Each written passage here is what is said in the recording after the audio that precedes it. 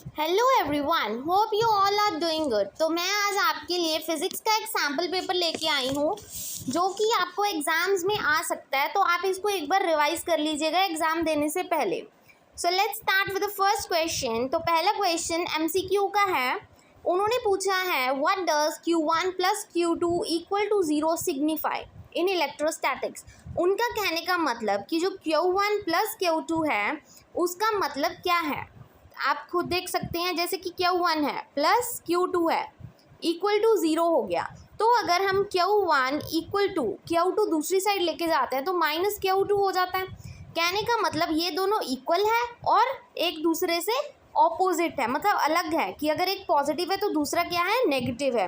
तो इसका सही आंसर क्या आएगा, ए ऑप्शन की Q1 एंड Q2 क्या है, दोनों इक्वल एंड ऑपोजिट है। तो उसके बाद हम नेक्स्ट क्वेश्चन देखते हैं। सेकेंड क्वेश्चन में क्या बोला है, एसआई यूनिट पूछी है इलेक्ट्रिक डायपोल मोमेंट की।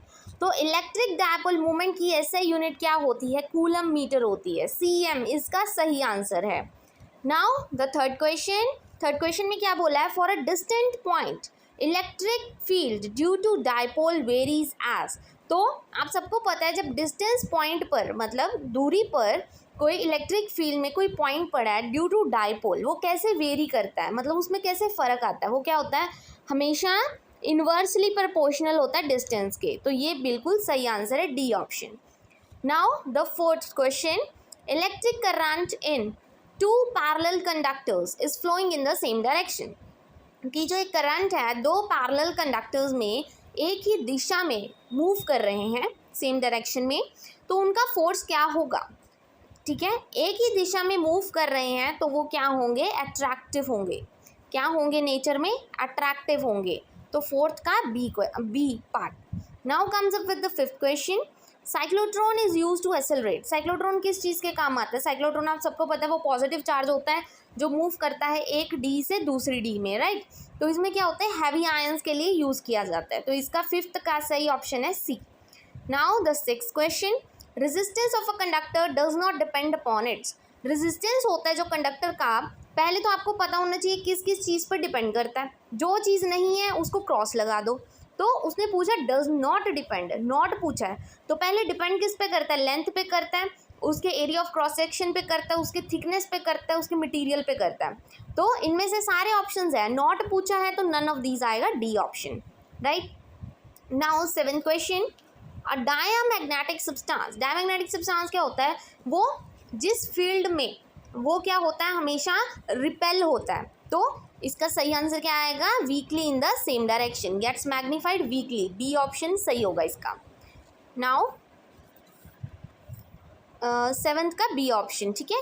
उसके बाद एट्थ क्वेश्चन आता है, इनमें से कौन सी क्वांटिटी है जो करंट डेंसिटी को बताती है। करंट डेंसिटी क्या होता है, J equal to I upon A. Current density को हम जे से लिखते हैं, equal to I upon A इसका फॉर्मूला है। तो करंट डेंसिटी का सीधा सा ऑप्शन हो गया C part, J equal to I upon A. Now comes up with the ninth question, Curie law is obeyed by. Curie law कौन सी सब्सटेंस है जो ओबे करता है, तो इसका सीधा सा आंसर है फेरोमैग्नेटिक सब्सटेंस, ए ऑप्शन बिल्कुल सही है। फेरोमैग्नेटिक सब्सटेंस क्यूरे लॉ ओबे करता है, right. Now comes with the 10th question, which of the following is a paramagnetic substance. Paramagnetic वही होते हैं जो स्ट्रांगली अट्रैक्ट होते हैं मैग्नेटिक फील्ड में, और इसमें दो ऑप्शंस दिए गए हैं, एक एल्यूमिनियम और एक कॉपर, ये दोनों ही अट्रैक्ट होते हैं। तो ये दोनों ही ऑप्शंस आ सकते हैं, दोनों में से आप कोई भी टिक लगा सकते हो, राइट। सी और डी इसमें बिल्कुल सही है। Now comes up with the 11th question. 11th question में क्या बोला गया है कि जो इलेक्ट्रॉन और प्रोटॉन्स है वो सेम इलेक्ट्रिक फील्ड में रखे गए हैं। एक ही फील्ड में एक ही जगह पे इलेक्ट्रॉन्स भी हैं और एक ही जगह पे प्रोटॉन्स भी हैं, ये इन्होंने बोला। तो उनमें कौन सा फोर्स एक्सपीरियंस होगा, उन्होंने ये पूछा है कि कौन सा फोर्स एक्सपीरियंस होगा। तो फोर्स कौन सा एक्सपीरियंस होगा, इक्वल फोर्स होगा सेम डायरेक्शन में, ए ऑप्शन बिल्कुल करेक्ट है, बी नहीं, ए ऑप्शन, 11 का ए ऑप्शन, ठीक है। ये क्यों होगा, क्योंकि वो एक ही फील्ड में पड़ा है और उसमें ही इलेक्ट्रॉन है, एक ही उसमें ही प्रोटॉन है, तो जिधर को दूसरा मूव करेगा उसको भी उधर ही मूव करना पड़ेगा, तो वो क्या होंगे, सेम डायरेक्शन में होंगे। Now comes up with the 12th question, When air between two charges is replaced by a dielectric of dielectric constant K, force between them becomes, जो उनके बीच का फोर्स है तो वो क्या हो जाता है 1/k टाइम्स हो जाता है। बी ऑप्शन बिल्कुल करेक्ट है। 13th गॉस थ्योरम के बारे में पूछा गया है। जो गॉस थ्योरम है वो किस चीज़ में देखी जाती है? गॉस थ्योरम आप सबने पढ़ी होगी Q/ε0 वाली, राइट। तो इसमें कौन से सरफेस लेते हैं हम? ऑलवेज क्लोज सरफेस की ही बात हुई है, कभी भी ओपन सरफेस की बात नहीं होती। क्लोज पाथ नहीं, क्लोज सरफेस आएगा, ठीक है।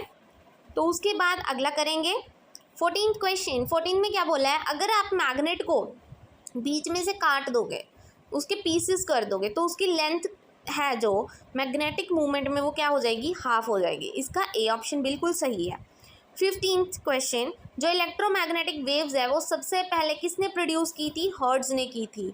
हम हर्ट्ज एक्सपेरिमेंट के बारे में पढ़ते हैं, इलेक्ट्रोमैग्नेटिक वेव्स के बारे में पढ़ते हैं, तो इलेक्ट्रोमैग्नेटिक वेव किसने दी थी? हर्ट्ज ने दी थी। Now comes up with the 16th question. तो 16th क्वेश्चन में क्या बोला गया है कि जो किर्चॉफ लॉ है वो किस प्रिंसिपल ऑफ कंजर्वेशन पर बेस्ड है? जो किर्चॉफ लॉ है, तो किर्चॉफ लॉ सीधा सीधा चार्जेस के बारे में बात करता है। वही कहता है ना कि जितने चार्जेस एंटर हुए उतने ही चार्जेस लीव किए, यही किर्चॉफ लॉ कहता है। चार्जेस की बात हुई है। Now comes up with the 17th question कि जो एक ट्रांसफार्मर है, ट्रांसफार्मर किस चीज़ पे बेस्ड होता है? कौन सी प्रिंसिपल पे या कौन से इंडक्शन पे? ट्रांसफार्मर आप सबको पता है ऐसे बॉक्स टाइप होता है, यहाँ पे क्या है सेकेंडरी कॉइल्स होती हैं और स्टार्टिंग में प्राइमरी कॉइल्स। तो इसमें दोनों कॉइल्स हैं, 2 कॉइल्स हैं, मतलब जब नेबरिंग कॉइल्स हो वहाँ पे दी हुई 2 कॉइल्स की बात हुई है तो वो म्यूचुअल इंडक्शन में आती। अगर सिर्फ एक कॉइल की बात होती तो सेल्फ इंडक्शन आना था, बट इसका सही आंसर है mutual induction. Now comes up with the 18th question कि जो सेल्फ इंडक्टेंस होती है लॉन्ग सोलिनॉइड में, उसका फॉर्मूला क्या होता है?